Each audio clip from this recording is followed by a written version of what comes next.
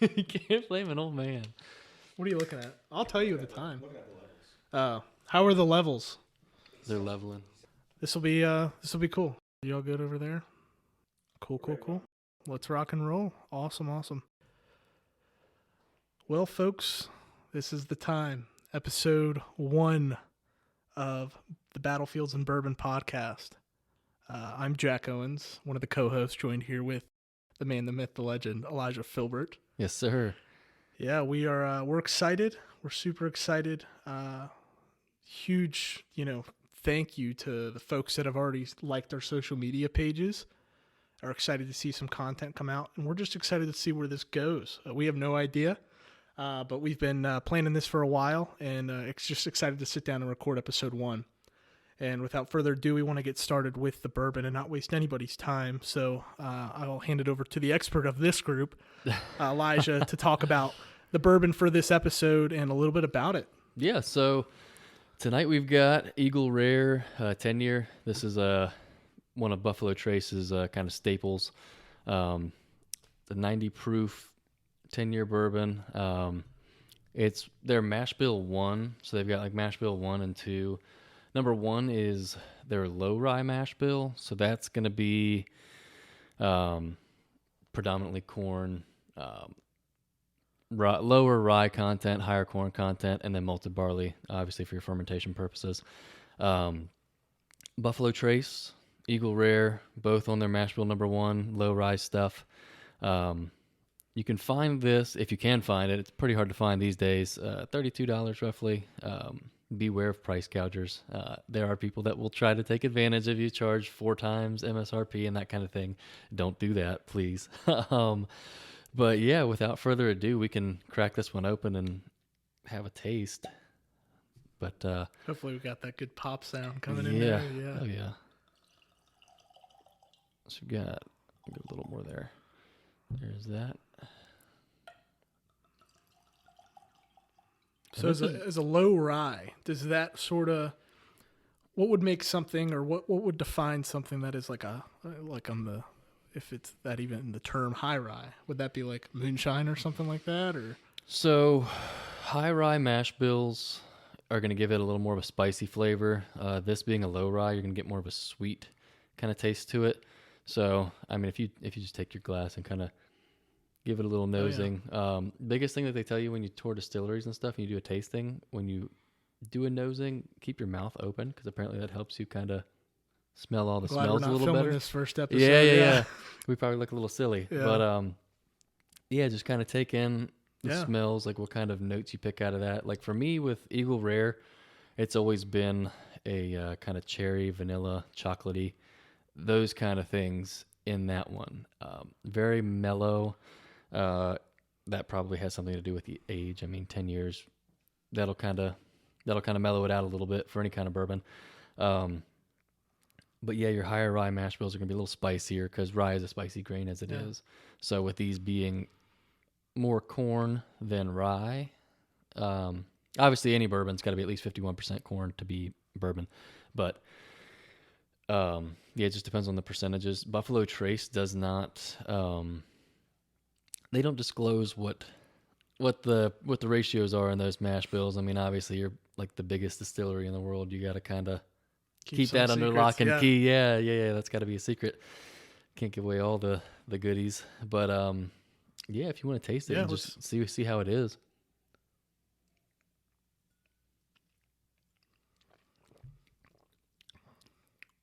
It's always one of my favorites. Yeah, very affordable.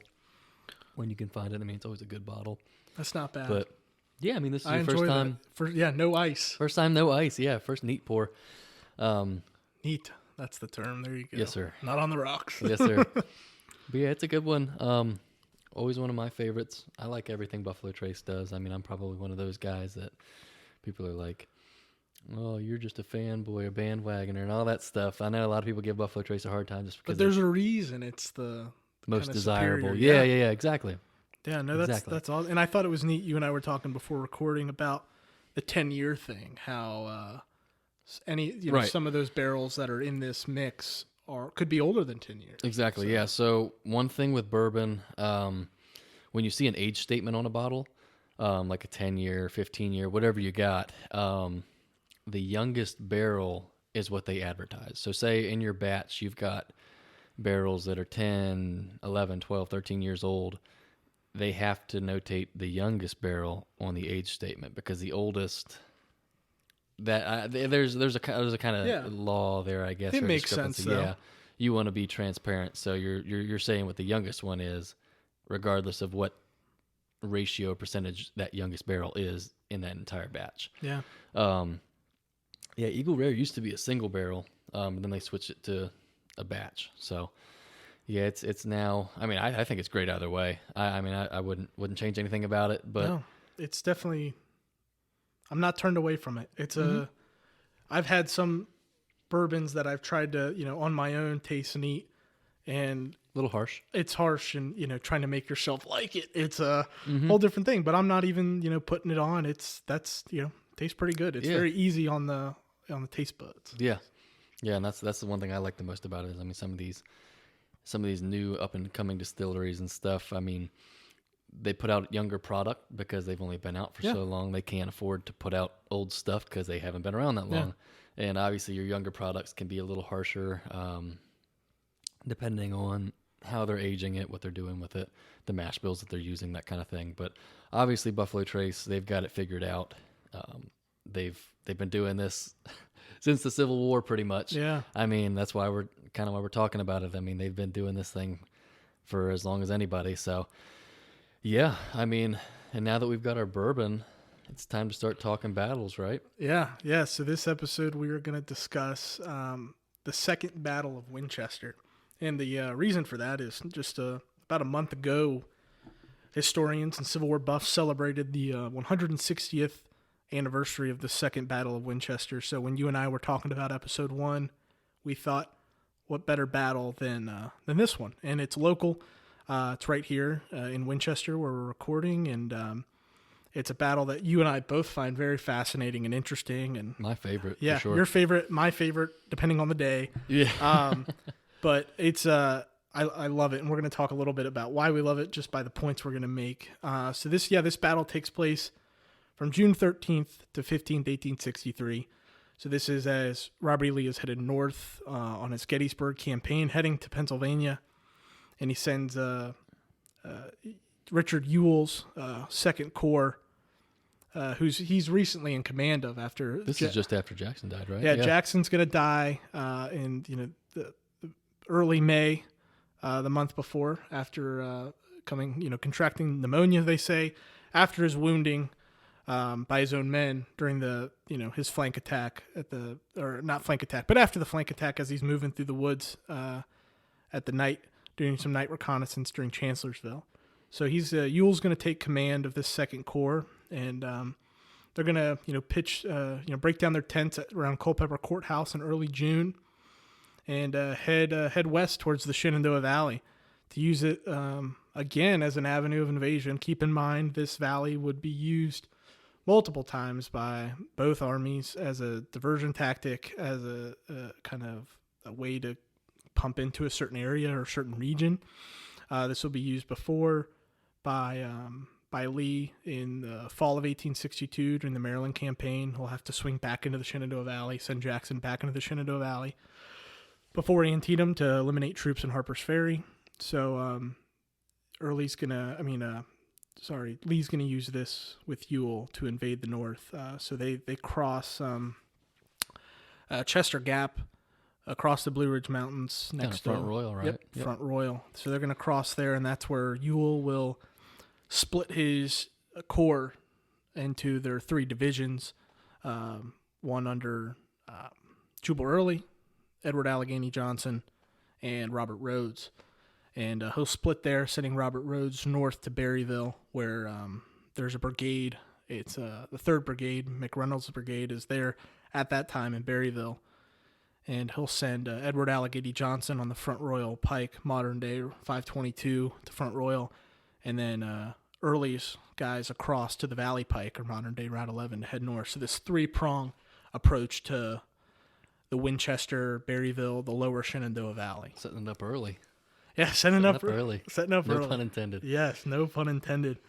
Do you want to give some stats, Philly, about what the forces are looking like for the Confederates and Federals?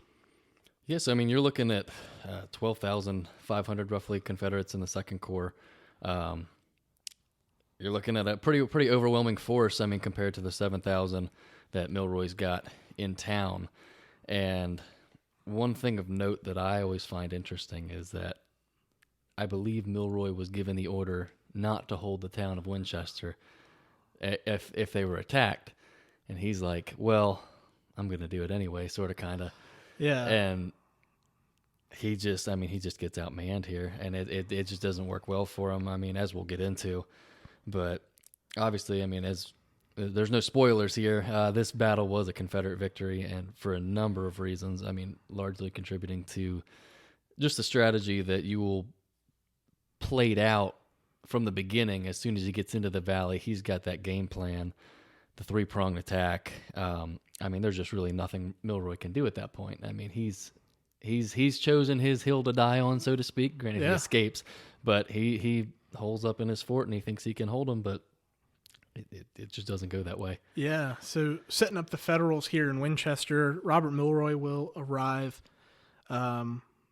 with his division from the 8th Corps on January 1st, 1863. They'll arrive in town, and he'll begin immediately fortifying the town, but also, reestablishing previous fortifications that have been built as early as the summer of 1861 by Confederates that were here. So he'll begin reinforcing those, building new ones around the city of Winchester, or the town of Winchester, and these include West Fort, Main Fort, or Fort Milroy, which was a combination of Fort Jackson, an early 1861 fort, and Fort Garibaldi, another 1862 in the fall fort that was constructed, kind of forming one large fort, the main fort. Star Fort, Fort Collier already exists there along the Valley Pike as of 1861. You'll have some more redoubts next to other fortifications, as well as some entrenchments on the south side of town on Bowers Hill. I haven't been able to find in my research any definitive. You and I have talked about in the past the Parkins Mill Battery out there off 522 South. Mm-hmm. Right. And that's still existing. It's just privately owned, and gorgeous fort. It's so well preserved. Pristine. It's such a pristine, preserved in air quotes, let's say. Yeah. But I haven't been able to find any evidence that states that was constructed under Milroy's occupation. That says it definitively, because it's kind of off the beaten path, but it was constructed during the Civil War, and it's on a lot of maps. And it's my understanding that would have been possibly occupied as Edward Allegheny Johnson's Confederates are making their way north to Winchester. And this will kind of really start the battle. On June 12th, some skirmishing will take place just north of Middletown with the Confederates that are taking the Valley Pike, and some Federal units that are down there just south of Newtown at the time, today's Stevens City. And that'll kind of begin the battle. As Milroy gets wind of this, he'll start bringing some troops down to where a lot of battles around Winchester start at Pritchard's Hill. And they'll have some Federals from the Valley Pike up on Pritchard's Hill, and Confederates will begin to attack there, ultimately pushing back to the area of Bowers Hill, where modern-day John Hanley High School is. And that'll kind of finish up the 13th. That's what will happen on the 13th and the 12th with the skirmish before around Middletown. A lot of people debate, well, not a lot of people, I say, it's in some printings of maps and other documents, that this battle's like the Second Battle of Winchester takes place on June 13th and 14th, and then they consider the Battle of Stevenson's Depot, which is the action on the 15th, this totally separate battle. And what are your thoughts on that, Elijah?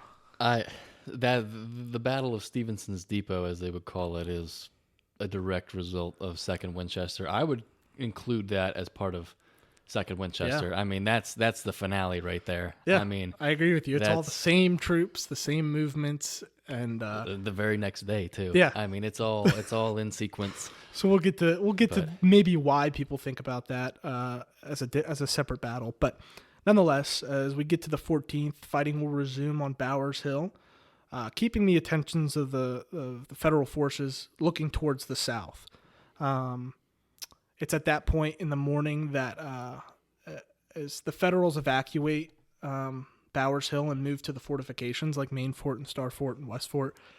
There's an account that Jubal Early, the division commander, along with Richard Ewell, will climb Bowers Hill with the rest of their force behind them to the south and get a lay of the land. And it's at that point that they'll be able to see the fortifications and the Federals in those forts. But what Milroy doesn't know is he's able to climb in this flagpole. I'm sure you've heard of in Main Fort. There was this 80-foot flagpole. So the fort often gets the name Flag Fort because that's where the stars and bars were. Milroy would climb in this basket that was tethered to the pole and get to the top 80 feet in the air and be able to look over the battlefield. But the height of that flagpole on the hill that's the main fort's on, with the height of the flagpole added in, is not taller than Bowers Hill. So right. As Milroy gets up there, he's not able to see the Confederates on the other side of Bowers Hill. So he doesn't know what he's facing. He doesn't know what he's facing. And that's this, 12,000, almost 13,000 Confederates that are coming in all different directions. So Ewell and Early will kind of devise a plan to send Early around to the west. Using the Cedar Creek Grade Road, which is still the same road today. They will march west out of Winchester, south of Bowers Hill, west out of Winchester, while there's still some of the Confederate forces engaging with Federals in the vicinity of Bowers Hills to keep their attention drawn there. And this is an all-day march. It'll start in the morning of the 14th. They'll march out Cedar Creek Grade, and then once they get to the area of the hills around Little North Mountain, use that as cover and head north. And they want to get up to West Fort, because as those two generals that morning were standing on Bowers Hill, they were able to see West Fort and Main Fort and Star Fort. And they knew, okay, if we take West Fort, then we can take Star Fort, and then we can use those forts to take Main Fort, and then we've got it. So they kind of were able to make their plan then. Little domino effect. Exactly. So that's what they'll do. And Early will take his division and march out west on Cedar Creek Grade and and there's no, Milroy has no idea this is happening. He'll send some scouts westward in the morning of the 14th, but by the time they come back, they just miss the Confederates. And it's about in the afternoon in the later evening of June 14th, where the Confederates will find a position in a large set of woods on top of that hill, facing West Fort, just west of West Fort. And as they get into the woods, they take positions, they hunker down, they just marched along.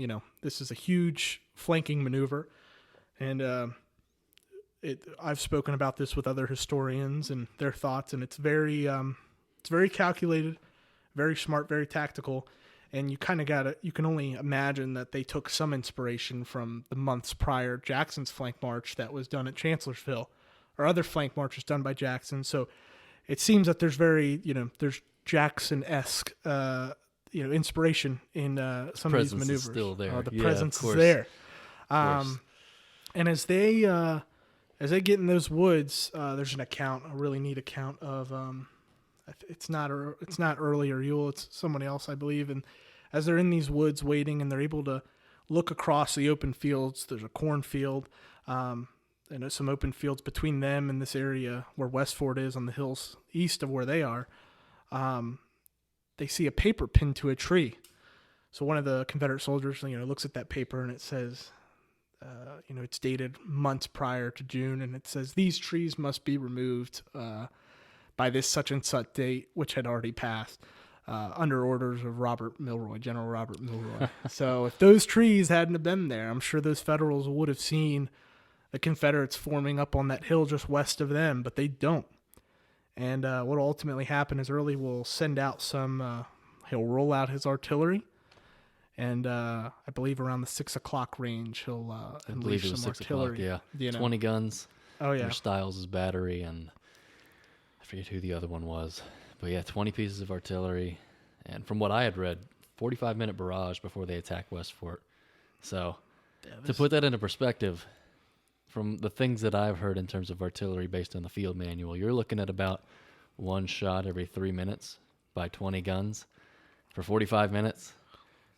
That's some substantial artillery fire right there. And I mean, the guys in West Fort are already lightly garrisoned as it is. I mean, there's only maybe what is it, one or two Ohio regiments? Yeah, it's a couple Ohio regiments up there. The fort's really strong to the west, to where it's facing. It's West Fort, and it's open at the rear.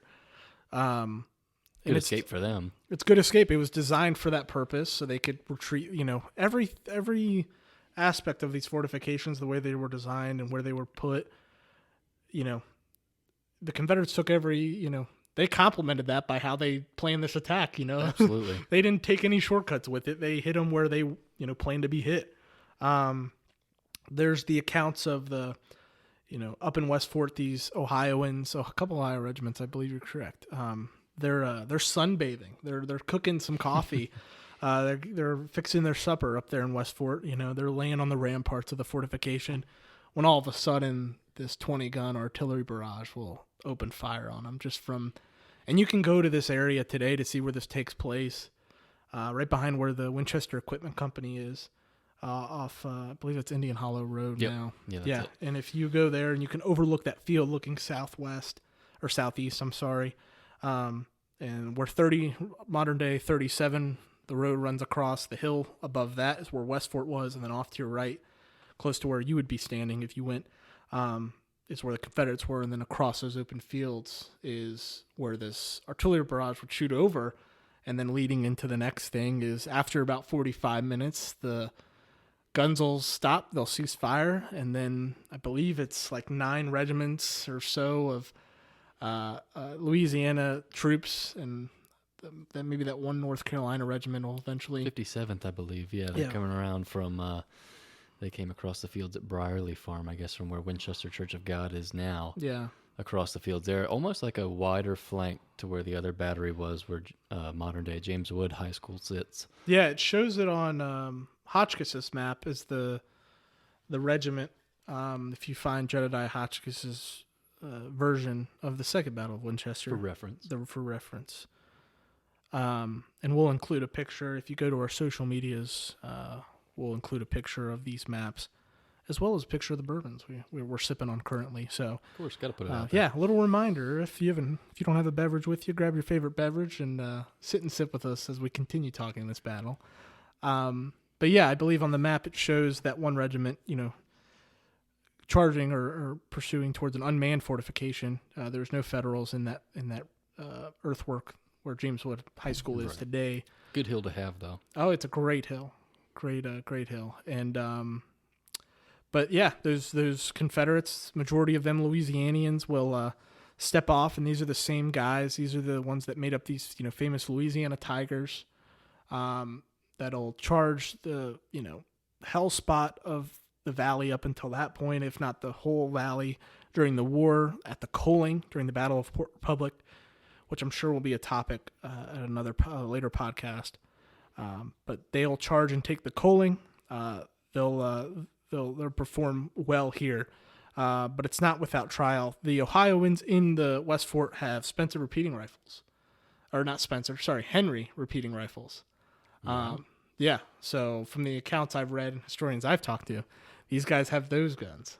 That's interesting because I didn't know that. That's a new one for me. So recently acquired Henry repeating rifles, and if I'm wrong, someone will tell me. So, yeah. But I've heard that many a times. So they're outfitted with those couple regiments up there. But those Louisianians will try. There's some obstructions, some abattis, some mangled up trees and pointed spikes at the base of West Fort along the hill. Sure. So they have to scale those and make their way up this steep hill with guns right in their face. But it's after, multiple attempts, they finally take the hill. And from what I read, I mean, they swept the works. Once they finally got up to them, I mean, they really laid the hammer down, so to speak. I mean, there's accounts of them, like, the Deep South regiments carrying those Bowie knives and everything. That was one thing that was mentioned, was the fact that these Louisiana Tigers had their Bowie knives, and they were getting into some hand-to-hand combat in the breastworks, and they're, to be somewhat graphic, I mean, they're cutting the throats of these Ohioans, like, they're not holding back at all. No. And I mean, they send them scrambling for the main fort, Fort Milroy. I don't think it was a very, very intense fight once they got into the works. I think those Ohioans were pretty well battered after getting such an artillery barrage, like, fired down on them. and then getting swept like that. I mean, there's not much you can do. I mean, I think they knew when to say when. Not to say that they were being cowardly or anything, because obviously they put up a fight against an overwhelming force from the beginning. So I mean, that's beyond commendable. But at the same time, I mean, they knew when enough was enough. Yeah. These it's very similar to, like I was saying, with what they did at the coaling, which is also made up by, I believe, a couple of Ohio batteries there. We meet again. Yeah, these guys are meeting again, and they're doing the same things. That I know at the coaling they were slitting the throats of the horses, hand-to-hand combat. They didn't hold back. It's depicted very well in Keith Rocco, a great artist, his painting of it. So it's and it's the same scene here at Second Winchester at West Fort.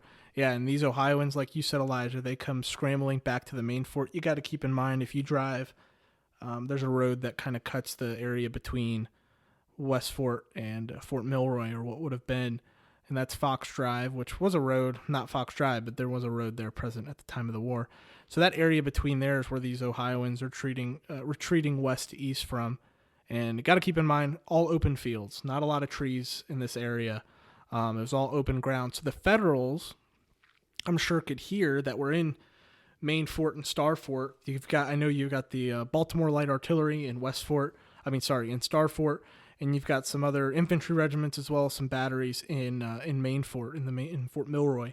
And I could just imagine, they're not able to see over West Fort. But they're like, what's going on? But during what those happened? 45 minutes of the artillery bombardment, the noise they're hearing, the overshot that's, I'm sure, coming closer in between the ground, between them, watching that, and then all of a sudden seeing these Louisianians pour over the ramparts of the fortification, and all you can do is watch. And all you can do is watch. And there's an account by a gentleman in the Baltimore Light Artillery that's in Star Fort, and he sees a gun limbered up and come racing down the Pewtown Road, which was modern day 522, right? Coming for safety in these fortifications. And I can just imagine watching that, but then all of a sudden it's like one of those oh crap moments. Yeah. And now the guns. What's he running from? Yeah. What's making him do that? Because Yeah. that's not a normal occurrence, I guess. You're not going to be. Yeah. So those running through guys, life. and so now West Fort is taken by Confederates. The guns will now turn. Now keep in mind the West Fort is open at the rear, but the guns will turn, and they'll turn on Main Fort, and they'll turn on Star Fort, and but at the same time you've got Star Fort and Main Fort now firing at West Fort. And something to keep in mind, and like I was saying, with these fortifications being built the way they were and open at the rear and things like that, at the same time these guys had been in Winchester, these Federals, working on these earthworks and hanging garrison in the town since January up until now June 1863. So there for 6+ months. So during that time, a lot of time to practice, prepare, and these guns that are in Star Fort and Fort Milroy, they know the exact distances between these fortifications. They're dialed in. So they're dialed in. They're ready to go. So as soon as those guns turn in West Fort, the guns in Star Fort and Fort Milroy don't even have to cut fuses. These fuses are already cut, and they can start firing directly at West Fort. So there's an advantage there for the Federals. But the fighting is heavy. It's hot. Just because it's artillery, there's no infantry fighting here. It doesn't make it any less ferocious. And there's great accounts, and I'll keep using them because I love Star Fort, by the Baltimore Light Artillery that's in there. So around Star Fort, you've got a ring of rifle pits, and in those will be the 6th Maryland Infantry, and these are all guys in McReynolds' 3rd Brigade and Milroy's division. And you'll have some cavalry there in reserve, but you'll have the 6th Maryland and the rifle pits surrounding Star Fort, and then the Baltimore Light Artillery that has 6 3-inch ordnance rifles positioned in Star Fort, firing at West Fort. And they just say that this was some of the heaviest fighting. One gentleman climbs the mound of Star Fort to get a better look of what he can see, and he can tell that they're taking out caissons and blowing up cannon wheels, and they're doing heavy damage in the fort. And then next thing you know, stuff's whizzing past him, and he says it's the closest to death door he's ever been. And there's not too many casualties taken, a lot of horse flesh lost during this by both sides, but specifically the Federals. But ultimately, this bombardment will continue between the fortifications through the night. There's tons of Federal accounts that there was a Confederate infantry attack at the fortifications at night, but there's no Confederate accounts of this. So it's amongst all historians that this more than likely this large scale infantry attack did not happen by the Confederates. But it's nice to think about what could have been, because there's great accounts by these Baltimore Light Artillery guys that say the 6th Maryland was pulled back into the fort and it's surrounding the other cannons that are in there and hugging the rifle pits, hugging the the mound of the fort, aiming their guns down. They're loading canister into their guns, prepared for a direct attack. That evidently didn't happen. So it's an interesting thought, but there's tons of Federal accounts of it, but no Confederate accounts. Oddly enough. Yeah. But you thought, if there was a massive charge, they would have bragged about it. They would have taken pride in that, my for sure. Gosh. Especially what's going to happen a couple weeks later. They want to take this credit as the Pickett's charge of Second Winchester or something like that. No doubt. Yeah, but throughout the night during this artillery bombardment, like I said, so this, you got to think it's around 7 o'clock that the Confederates will take West Fort, let's say. So it's even later that this bombardment will take place between the fortifications. So it's getting dark outside. And there's great accounts from the civilians that are in Winchester of climbing rooftops of houses and watching the bombardment take place. And they say it's an amazing sight watching these large siege guns, which are in the fortification, specifically in Main Fort. Something, they're firing 24-pound 24-pounder mortars, 20-pound Parrots. I think even a 30-pound Parrot. I think they had one of those in there as well. Not that I've ever seen one of those found from around here. Yeah. 20-pounders for sure. Oh, yeah. I know in the collection at the Civil War Museum before it was renovated, and I think now on display in the 1863 exhibit, there are some of those shells. There's a solid round that was found, back in the day in Fort Milroy that was never fired. They said they found it there, but then they found the fragments of a round similar to it over at West Fort. So it shows that these large rounds were fired. That's where they were sending them, And I just can't imagine these siege-style guns in Winchester, and people are just amazed that they're here. But, if you keep in mind, up by Harper's Ferry, on top of like Maryland Heights and Loudon Heights, there's massive guns placed up there too. They were there. They had the naval battery, the mortars there for that very purpose. Fort Duncan was outfitted with 30-pound Parrots as well. The Federals had it. If they needed it for a town that they felt was worthy of holding, they had the artillery to back it up. That's for sure. Which is interesting in the case for Winchester because they didn't use it. Well, yeah, they did, but they didn't. They did, but they didn't. But it's like, strategically, no one could ever hold this town. No. So these fortifications, if you're looking at a map of Winchester, and again, we'll post this map that we're looking at, you'll notice that majority of the fortifications that you'll see on this map are the ones that are engaged and used.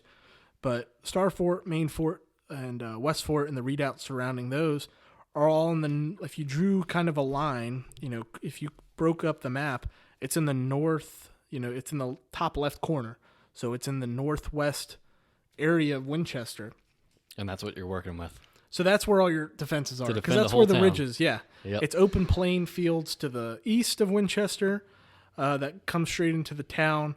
To the south, you got a couple ridges. To the west, you've got a lot. In the north and west as well. But if you're taking an attack from the west, sure. But that's what happens in a way, because that's where the troops are. Sure. But initially, this attack's going to come from the south, and Milroy's not prepared. And sure, could the Confederates continued the fight through the town? But they wouldn't have wanted to do that. They wouldn't have wanted to bring the battles to the streets of Winchester. Didn't need to. Didn't, what's between the Confederates on Bowers Hill and the Federals on, where Fort Milroy is the town of Winchester. Yeah, you're not trying to bring the civilians into it, especially from a Confederate standpoint, because that's their, for a lot of those boys and those regiments, that's their homes, their families. There was a lot of local folks that fought in that battle. From this area, and they're not going to try to do unnecessary damage to their childhood homes if they don't have to. It takes a little bit, and Milroy, if you've ever read about him, an angry man at times, and a lot of bad accounts about that guy. Yeah, if you takes one bad move, and he could just get an itch where he wants to turn the guns instead of facing west and east, he wants to turn them facing south and just pummel the town. So it's kudos to, I guess, Early and them for shifting the battle to the west, bringing the battle to the the Federals that are in Westfort. But it just, when you've got that much force, and that's just one division of Ewell's Corps engaging here. I mean, let's keep him, and we'll bring this up. Edward Allegheny Johnson's guys that are coming in on the Front Royal Pike. He's doing a little sneaky thing.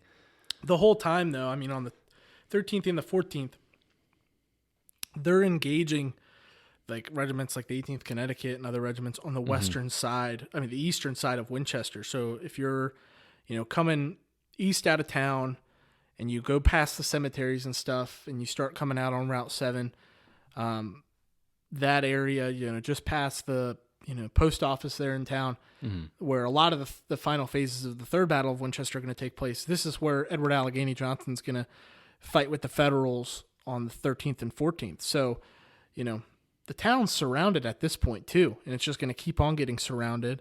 So don't think Edward Allegheny Johnson's just marching off. He's got a trick up his sleeve. He's got it, but there's definitely a plan. But back to the civilians, they've got great accounts of Mary Green Howe Lee, Laura Lee. I don't know if Cornelia McDonald has, maybe she does have an account.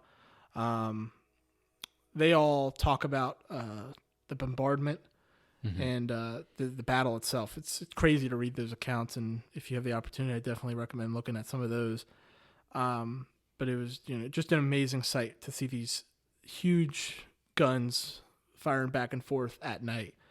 But what'll end up happening is Milroy and his guys, his other generals, will gather for a council of war and decide to pull out of town and not surrender, but make a nighttime retreat.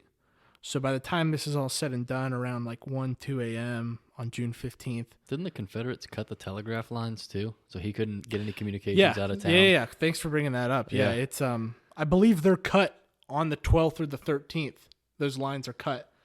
So he can't call for reinforcements. He's on his own. Yeah, don't quote me, but I think they were cut when Rhodes makes it to Berryville. That would make the most sense. I think. Because that's where your reinforcements are coming from. Well, from Washington or Purcellville.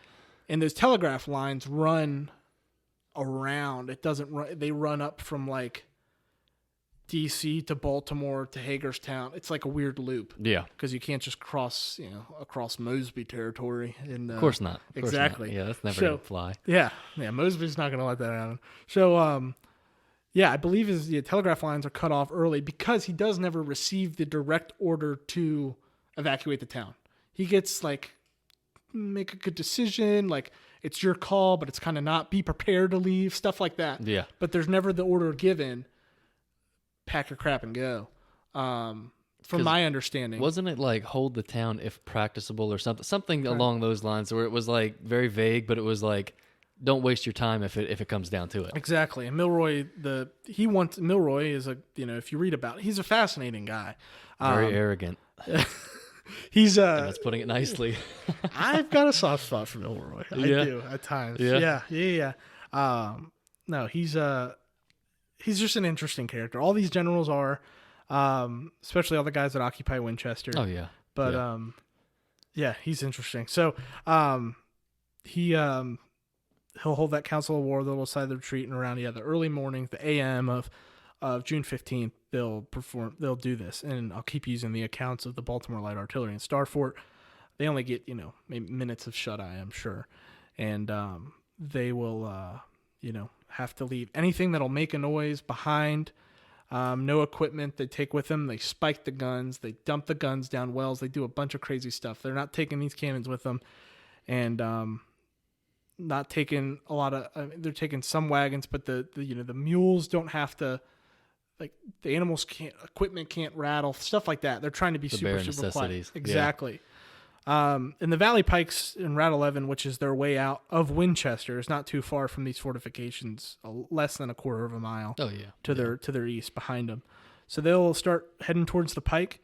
And keep in mind, and this is such an interesting but often overlooked fact, is during Milroy's occupation, he employs a ton of freed blacks, a ton of them, and for intelligence, for any need, but they're paid, and they know what's happening as these Confederates are coming, and they're hunkering down. Keep this in mind as all this artillery is happening back and forth, this fighting's going on.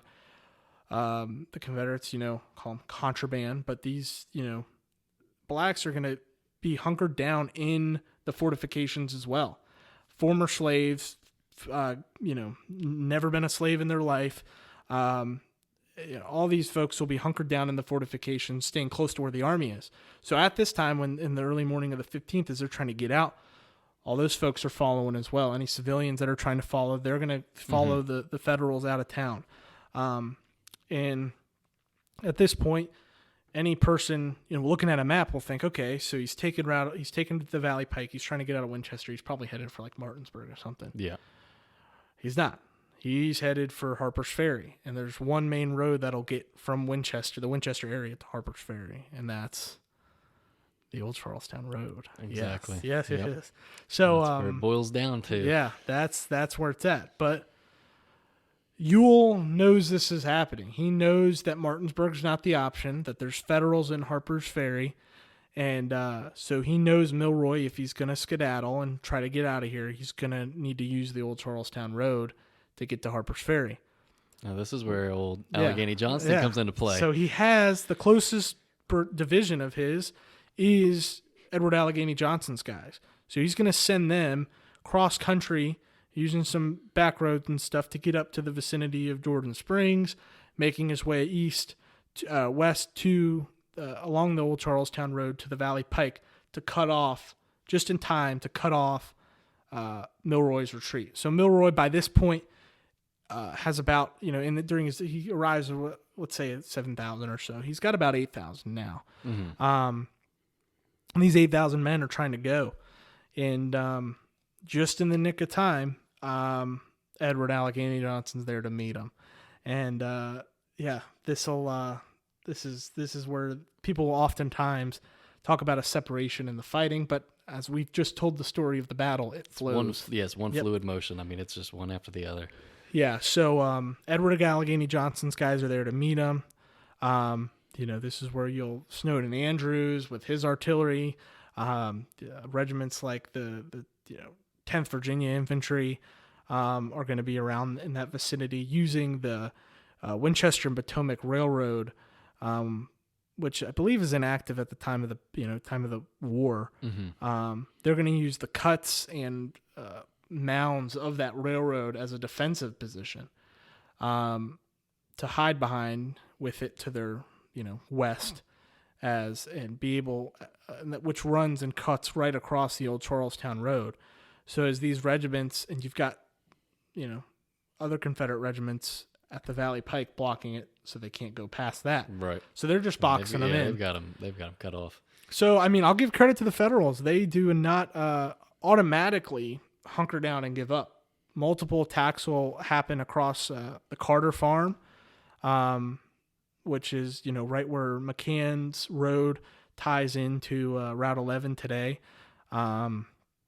Right around the Carter Farm, between there, along the railroad up to the old Charlestown Road, and multiple attacks by Connecticut regiments, Pennsylvania regiments, against those regiments, against those Confederates. And there's accounts of Milroy actually personally leading some of these attacks. So he doesn't just cower right away. Right. He leads a couple of these attacks, but ultimately he knows, what's happening. So him and his guys get out of Dodge. And there's another great account that supposedly Edward Allegheny Johnson locks eyes and sees Milroy racing down the old Charlestown Road.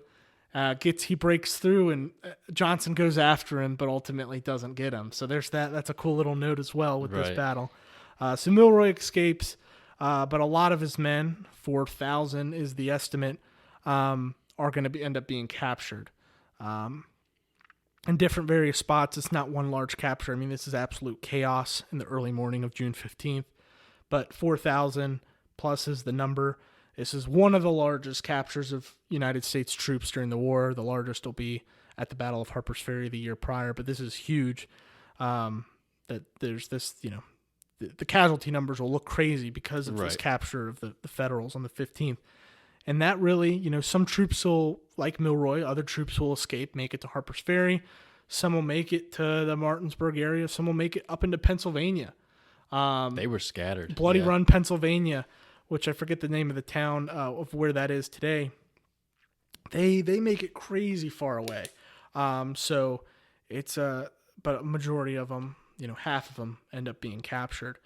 What'll happen is these troops will get rounded up, and matter of fact, a lot of them will get placed back in the fortifications that they were defending the day before. But as this time, those forts will be used as prisons. And some of these men will end up getting shipped to prisons such as like Andersonville, from they being captured at Second Winchester. And a lot of those, the sad thing is too, a lot of those, employed African Americans by Milroy will end up being captured as well. And majority of them will be, rallied up and sent south to work on the defenses around Petersburg and Richmond. Mm-hmm.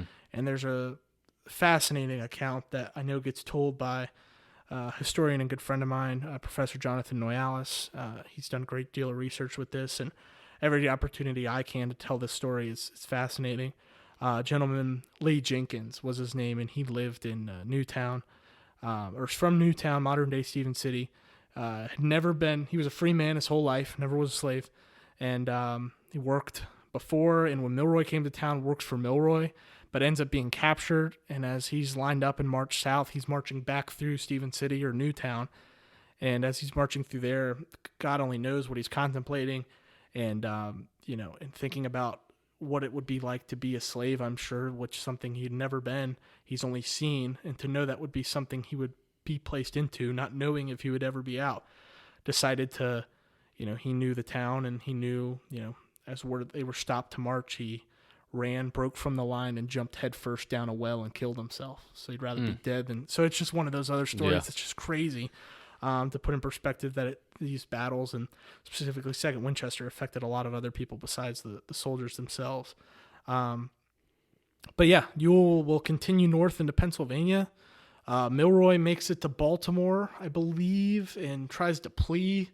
He gets arrested, does he not? I think he heads to Harrisburg, Pennsylvania, where he's good friends with the governor of Pennsylvania at the time. Of course. And he's like, "Hey, man, it's all good." And the guy was like, "I can't be associated with you. Did you not read the paper?" And so it's not a good look for Milroy, obviously, and it will be something he will never live down the rest of his days. Is the disaster at Second Winchester? That got him sent out west, did it not? He'll actually get sent to the Western Theater. Technically, he gets sent to Eastern Tennessee, and he actually, I believe it's with Nathan Bedford Forrest. He fights Nathan, and he actually beats Nathan Bedford Forrest in a battle down there. Yeah, surprising. That's surprising. Yeah, he's able to redeem himself. Exactly, a little redemption, but it still does not live down, because what happens weeks later after this is, Battle of Gettysburg, and people just associate it so well, you can't really live it down. The more I've been researching other stuff and learning more as much as I can, this is a very similar situation to what happens in Harper's Ferry in September of 1862. I was just out there last weekend, so that's why it's like fresh in my mind. And I was like reading everything, and I was like, this is kind of like Second Winchester in a way. The capture of troops and just the position of everything, being surrounded, all kinds of crazy stuff. And it, weeks, days later, as a result of that, you have the Battle of Sharpsburg or Antietam, and because of this, weeks later, you have Gettysburg. These battles with major consequences are opening the door to far more destruction and far worse battles. It's one of those things that they want to set up this battle to open the gate to another one, and it just ends up.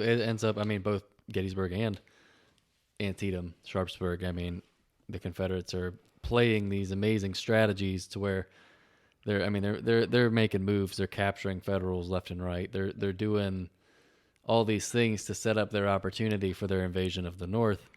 And every time they get the opportunity to, it doesn't work out for them. Yeah. Yeah. I mean, and that's all comes down, and that's a totally different topic of numbers and, strategy and all those sorts of things, Right. and supplies and all that kind of stuff. But I mean, Second Winchester is it's just a fascinating battle. I think you'd agree with me. I mean, it's your favorite, and it's, Oh, yeah. on a good day, it's my favorite too. I mean, just the strategy that goes into something like that to be able to, that's like the ultimate game of chess. I mean, like you're able to foresee your opponent's every single move all the way down to the fact that you capture their almost entire force. Yeah. All but capturing Milroy himself. Just being able to play that out so well to where you just box them in and there's nowhere else for you to run. Whether it was a Confederate victory or the Union Army that was pulling something off like that, that kind of strategy, regardless of who you are, is just battle, impressive. I think this battle doesn't get enough credit.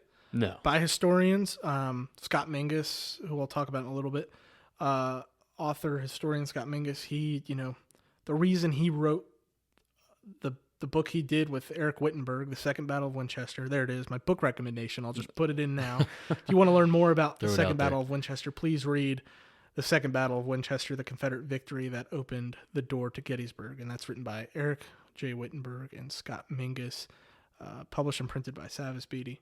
But that's the reason Scott wrote this book and wanted to write this book. He had a connection with some Pennsylvania regiments, always knew about this battle, was a big Gettysburg guy.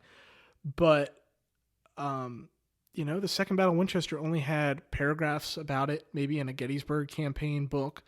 Maybe it was a page, maybe it was a page and a half, or maybe it's not even mentioned. So, that's why if this is it's like the most perfect, I think, battle to start with. If you're interested in learning about battles, it's so easy to follow. Break it up by day, learn a day at a time. And nothing's overlapping. Maybe, it's not like there's 100 different things, 100 different,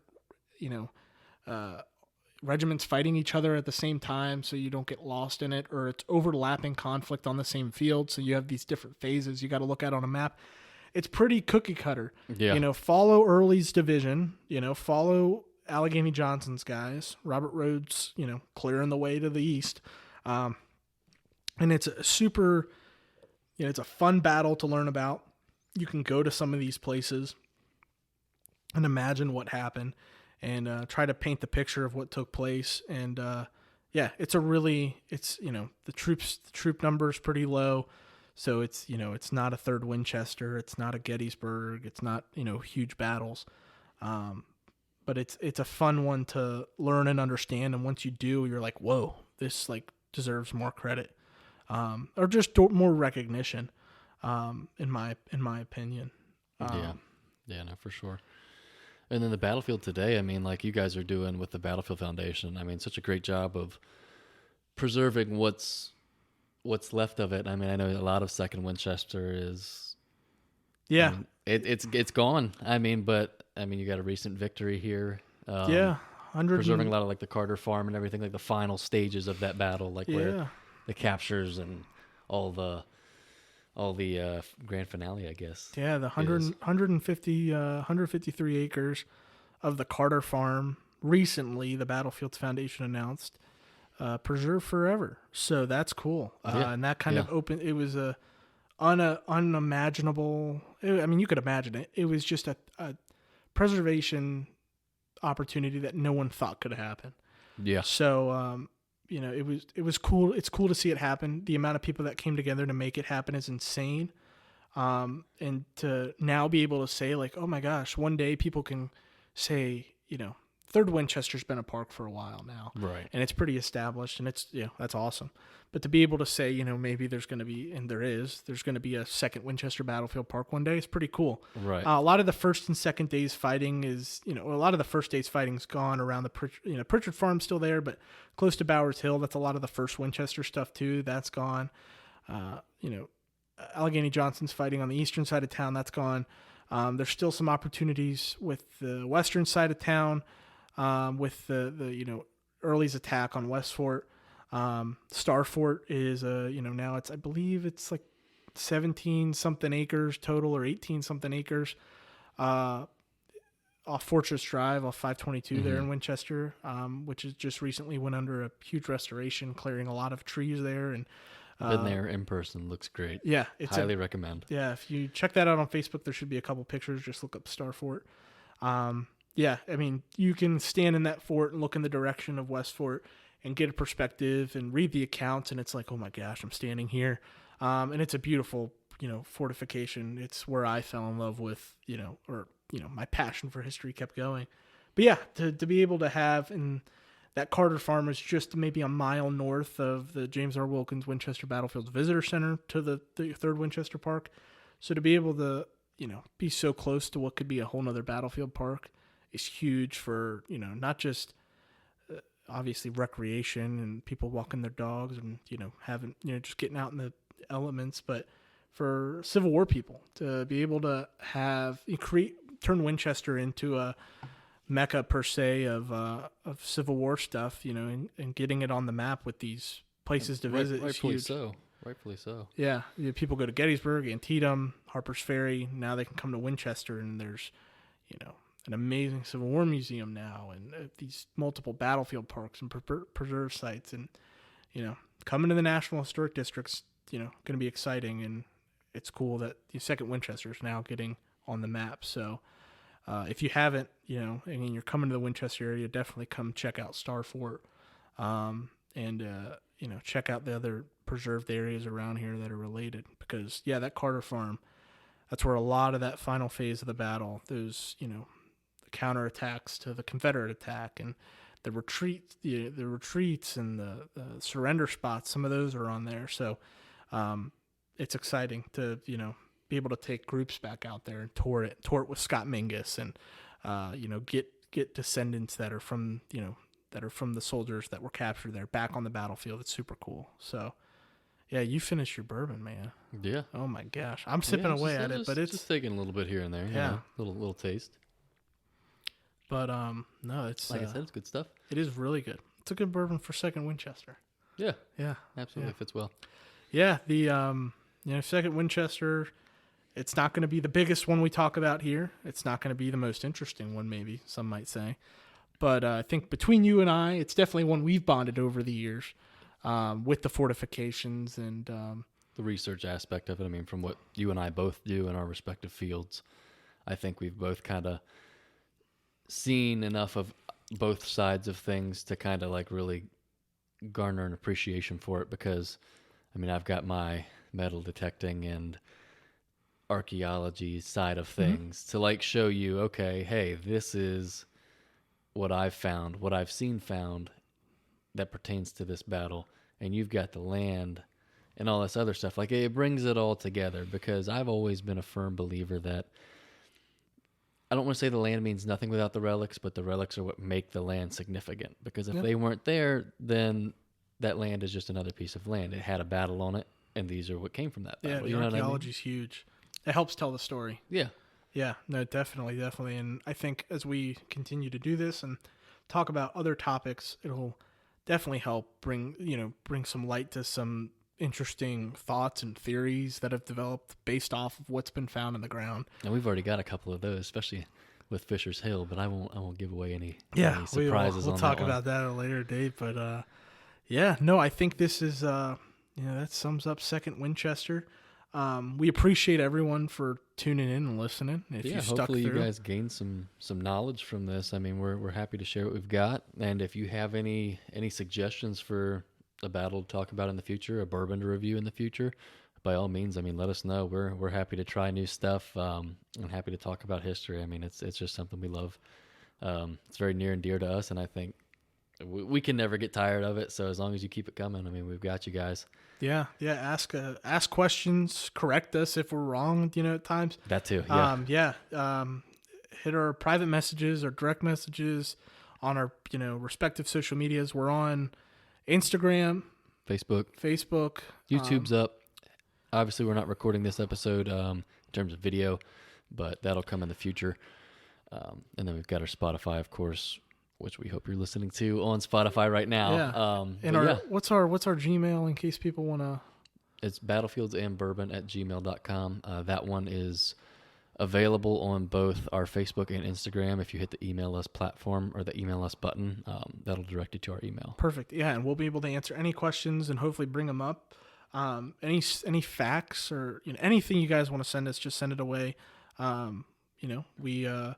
We want to structure this around our interest, obviously, because this is the reason we're doing it. But we hope that if other folks have interest in specific things, we want to bring a light to them. So we are thankful that you decided to sit and sip with us. I love saying that. That's awesome. Catch it. Yeah, sit and sip with us on Battlefields and Bourbon, and we'll hope to see you all soon. Yep, we'll catch you on the next one.